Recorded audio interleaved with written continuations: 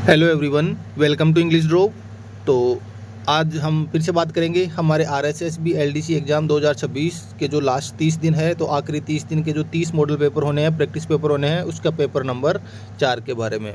तो जो लोग भी पेपर देख रहे हैं तो वो मान के चलें कि इन पेपर में से डायरेक्ट आपको एग्ज़ाम में बहुत सारे क्वेश्चन देखने को मिलेंगे और हम टारगेट भी अपना लेके चल रहे हैं 75 आउट ऑफ 75 की पूरे क्वेश्चन हमारी इस सीरीज में से आपको देखने को मिले। तो स्टार्ट करें आज का फर्स्ट क्वेश्चन।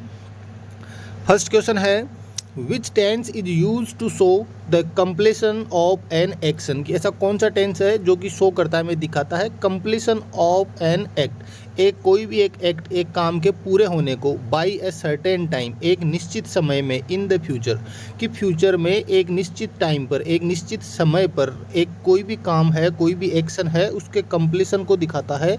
ऐसा कौन सा टेंस होता है? देखो फ्यूचर में, देखो कंप्लीशन का मतलब होता है कोई भी टेंस, कोई भी काम जब पूरा होता है, जब भी पूरा होता है उसके लिए हम एक वर्ड यूज़ करते हैं परफेक्ट, परफेक्शन उसके अंदर माना जाता है।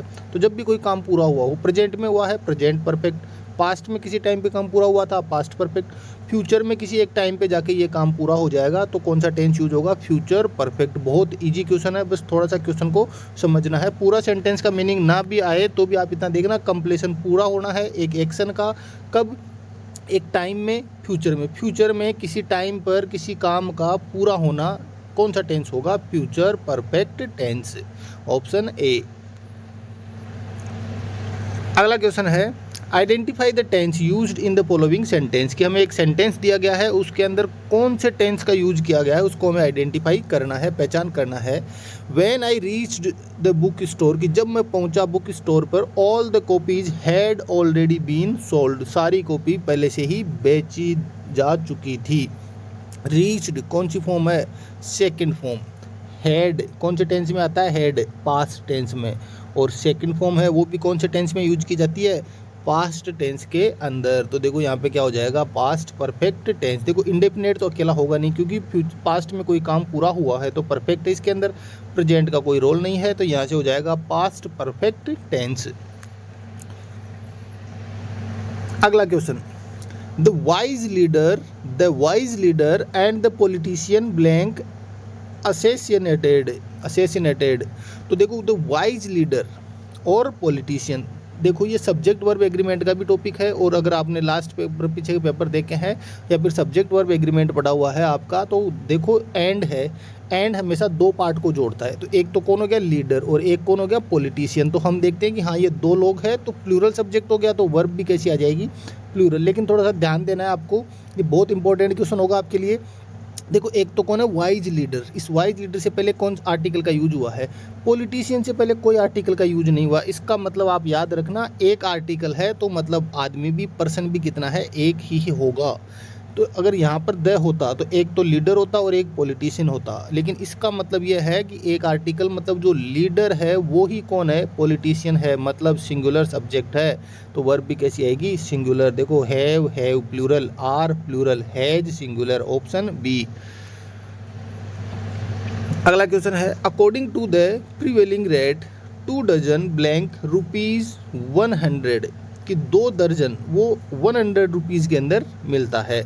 अब देखो 2 दर्जन है, 2 की बात हो रही है, 2 की बात होती है, सब्जेक्ट कैसा होता है? प्लूरल। कॉस्ट सिंगुलर के साथ यूज होता है, costing without helping verb use नहीं होता। पास्ट टेंस का हमें यहाँ पर कोई हिंट नहीं दिया हुआ, तो पास्ट की तरफ हम नहीं जाएंगे, हम जाएंगे plural verb first form cost. अगला क्वेश्चन है fill in the blank with the future perfect continuous tense form of the verb given in the bracket। हमें कौन से टेंस का यूज करना है? फ्यूचर परफेक्ट कॉन्टिन्यूस टेंस का यूज करना है दी गई वर्ब के साथ में। तो फ्यूचर परफेक्ट कॉन्टिन्यूस का मतलब होता है will have been, shall have been, और फर्स्ट फॉर्म आईएनजी। तो देखो शैल हैव बीन वेटिंग, ये आंसर राइट हो जाएगा। यहाँ पर हैव बीन प्रेजेंट की बात हो रही है, शैल बी फ्यूचर कॉन्टिन्यूस होता है, और हैड बीन होता है पास्ट परफेक्ट कॉन्टिन्यूस।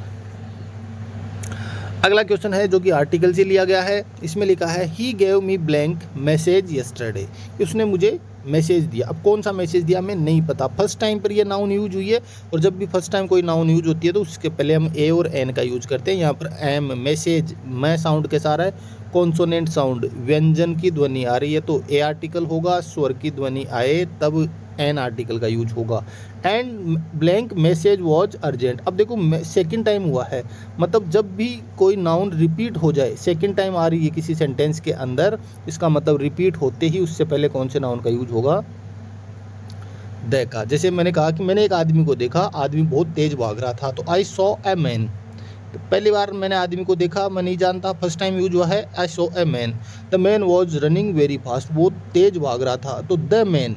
अब वो वापस से मैन यूज हुआ है, रिपीट हुआ है, सेकेंड टाइम यूज हुआ है, तो कौन सा आर्टिकल आएगा, the.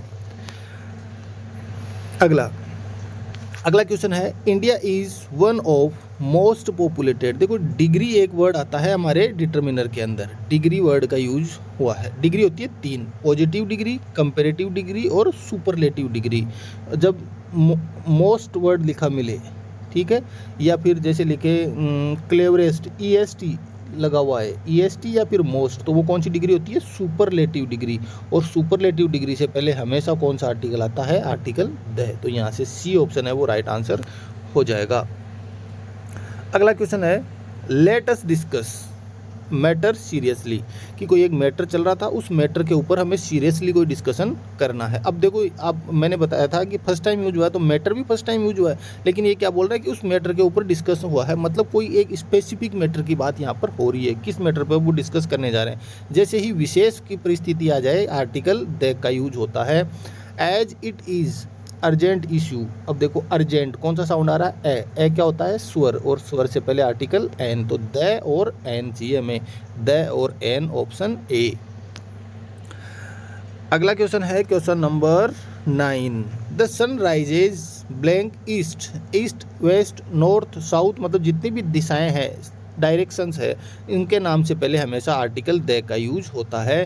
So farmer start work early in morning. देखो मॉर्निंग, इवनिंग, इनसे पहले देखो in the morning, in the evening the का यूज होता है, तो वहाँ से दिशा के नाम से पहले और सुबह शाम उनके पहले भी आर्टिकल द का यूज होता है, तो यहाँ से ऑप्शन ए है वो राइट आंसर हो जाएगा। अगला है, bring me kilo of rice, कितना किलो, 1 किलो, मतलब नहीं देर, क्वांटिटी नहीं देर की, तो 1 किलो। और क का साउंड आ रहा है, कॉन्सोनेंट है, तो आर्टिकल ए का यूज होगा। फ्रॉम द नियरेस्ट, मैंने कहा था EST, कौन सी डिग्री होगी, सुपरलेटिव डिग्री, और सुपरलेटिव डिग्री से पहले कौन सा आर्टिकल आता है, द, तो ए और द, ए और द, ऑप्शन सी। अगला क्वेश्चन है, blank man can not live by bread alone. अब देखो मैन, यहाँ पर कोई स्पेसिफिक बात नहीं की गई है, तो यहाँ पर नो आर्टिकल, जनरली मैन से पहले कोई आर्टिकल का यूज नहीं होता है। बिकॉज फूड, और फूड से पहले भी कोई आर्टिकल का यूज नहीं होता है जनरली। अगर कोई हम स्पेसिफिक कोई बात बोलेंगे, विशेष कोई बात बोलेंगे फूड के बारे में या फिर मैन के बारे में, तब इनसे पहले द का यूज होता है, नहीं तो नो आर्टिकल। तो कोई आर्टिकल यूज नहीं होगा दोनों में, तो यहाँ से हो जाएगा ऑप्शन बी। अगला है, अगला question, Tagore was great poet,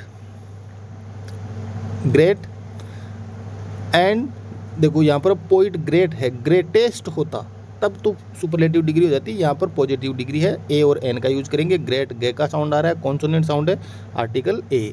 and the poet, अब देखो ये पोइट है, वापस से रिपीट हुआ है, रिपीट होते ही क्या आ जाएगा, आर्टिकल द, तो ए और the, option A. Next question number 11, 10, 12, 13 question है, time makes worst.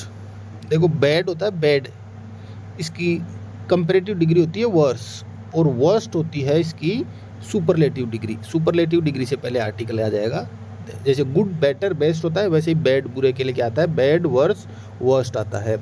So patience is a virtue, virtue singular countable noun है, तो क्या आ जाएगा यहाँ पर, आर्टिकल ए। वे का साउंड आ रहा है, कॉन्सोनेंट साउंड है, तो द और ए हमें चाहिए, ऑप्शन ए के अंदर मिल जाएगा। नेक्स्ट है क्वेश्चन नंबर 14, लिखा है हिमालयाज आर। देखो अगर अकेला हिमालय है तब तो माउंटेन है, माउंटेन के नाम, पहाड़ों के नाम से पहले कोई आर्टिकल नहीं आता है, लेकिन माउंटेन रेंजेज, पर्वत श्रृंखलाओं के नाम से, जैसे अरावली एक माउंटेन रेंज है, बहुत सारे माउंटेन्स की एक रेंज श्रृंखला है, तब आता है द। तो देखो माउंटेन्स, हिमालयाज आर, हिमालय की अलग अलग रेंज है, जो भी इनके नाम है, उत्तर हिमालय, दक्षिण हिमालय, मध्य हिमालय, जो भी है, तो ये रेंज का आ गया। तो यहाँ पे क्या आ जाएगा, article the. Covered with snow so they look beautiful in the winter. Season, seasons के नाम से पहले भी कोई आर्टिकल का यूज नहीं होगा, तो beautiful in winter, option C. Next है question number 15, how blue sky. देखो स्काई, आकाश और आकाश से रिलेटेड जो भी चीज़ है, मतलब स्टार आ गया, गैलेक्सी आ गया, आकाशगंगा जिसको बोलते हैं, या फिर चांद, सन, मून, जो भी है, उनसे पहले हमेशा आर्टिकल द का यूज होता है। आगे लिखा है and what beautiful seen it is. Beautiful क्या है, एक एब्स्ट्रैक्ट नाउन है, तो यहाँ पे क्या आ जाएगा, आर्टिकल ए और एन का यूज करना है। ब्यूटीफुल बैक का साउंड है, कॉन्सोनेंट है ए, तो द और ए चाहिए हमें, ऑप्शन ए के अंदर हमें मिल जाएगा। क्वेश्चन नंबर है 16। अब यहाँ पर इसका हमें क्या बताना है, सिनोनिम, वो टाइप नहीं हुआ, सिनोनिम हमें बताना है, पर्यायवाची बताना है किसका, रिजोल्यूट का।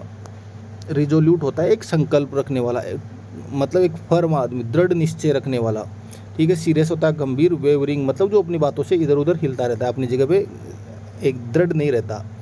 ब्रेव का मतलब होता है बहादुर, और स्टीड फास्ट का मतलब भी क्या होता है, फर्म। और एक होता है अनवेवरिंग, इस वेवरिंग से पहले अन जोड़ देंगे, इसका अपोजिट हो जाएगा अनवेवरिंग, तो यहाँ से क्या हो जाएगा, ऑप्शन डी। अगला वर्ड है select the word that best matches temperate. बोलते एक टेम्परेरी वर्ड सुना होगा, टेम्परेरी, काम चलाओ, मतलब एक मीडियम के, हाँ कि ना तो ज़्यादा बुरा होना चाहिए ना ज़्यादा अच्छा चाहिए, हमें एक टेम्परेरी कोई भी चीज़ हमें चाहिए होती है। मॉडरेट का मतलब भी क्या होता है, एक तो सिंपल होता है, एक पेपर सिंपल पेपर आया था, एक मॉडरेट पेपर की हाँ ठीक ठाक था, एक पेपर हार्ड था, टफ था, ये मॉडरेट आता है, मिडिल कंडीशन। टेम्परेट भी क्या होता है, एक मिडिल कंडीशन होती है, तो यहाँ से ऑप्शन ए है वो राइट आंसर हो जाएगा। Next question, which word is the most similar in meaning to astute. Astute का सिमिलर वर्ड हमें बताना है, एस्ट्यूट का मतलब हो जाएगा shrewd. Next, which word best matches the meaning of prudent. Prudent का मतलब होता है जो कोई भी काम को करता है एकदम ध्यान से, लापरवाही जो ना बरतता हो उसको बोलते हैं प्रूडेंट। और केयरफुल भी क्या होता है, जो लापरवाही नहीं करता, केयरलेस नहीं होता, केयरफुल होता है, ऑप्शन बी। अगला word, choose the synonym of incessant. Synonym पर्यायवाची बताना है इंसेसेंट का। इंसेसेंट का मतलब होता है कंटिन्यू, लगातार, बिना रुके चलने वाला।